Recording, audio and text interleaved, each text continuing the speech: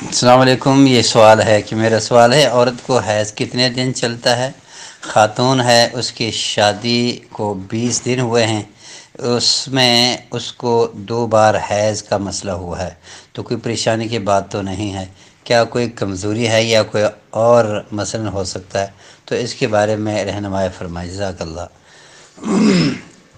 شریعت کے اندر کم از کم حیض کے بارے میں اختلاف ہے کہ 1 گھنٹہ کا بھی حیض ہو سکتا ہے، 1 دن کا بھی ہو سکتا ہے۔ زیادہ تر کم از کم 1 دن کا بتاتے ہیں، تو 1 دن بھی ہو سکتا ہے، اور زیادہ سے زیادہ اکثریت کی بنیاد پر وہ 7 سے اوپر نہیں جاتا، اور کبھی اس سے زیادہ بھی ہو سکتا ہے۔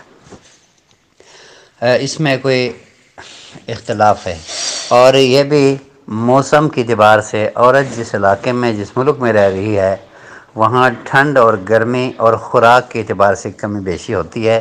کوئی کسی چیز پر اتفاق نہیں ہے، کیونکہ یہ اتنے ہی ہو سکتا ہے۔ زیادہ تر میں نے کہا 7 تک، کسی کی 3، کسی کا اس سے زیادہ، اس سے کم، یہ چلتا ہے۔ اور خوراک کے اعتبار سے بھی جلدی آنے کا اور زیادہ ہونے کا ہوتا ہے، اور خوراک اچھی ہو تو بچے کو 10 سال میں بھی حیض آ سکتا ہے، اس سے اوپر بھی آ سکتا ہے۔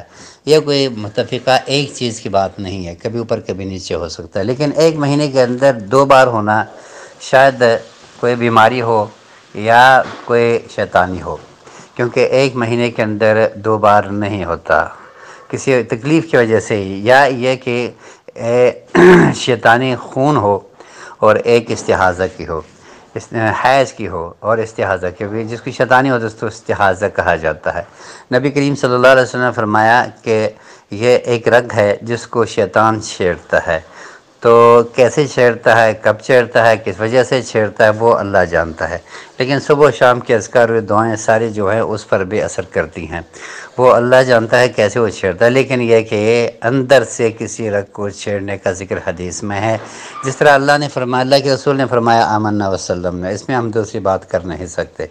جو 2 بار آئیے ہو سکتا ہے وہ شیطانی ہو، شیطانی اگر ہے تو خون میں فرق ہوگا، جو خون حیض کا خون ہے وہ الگ، اور دوسرا جو استحاضہ کا خون ہے وہ الگ ہوتا ہے۔ استحاضہ کا خون عام خونوں کی طرح ہوتا ہے، اور حیض کا خون وہ اور ہوتا ہے۔ بہرحال وہ تو خیر عورتوں کو پتہ ہے، اس میں زیادہ تفصیل کی طرف جانے کی ضرورت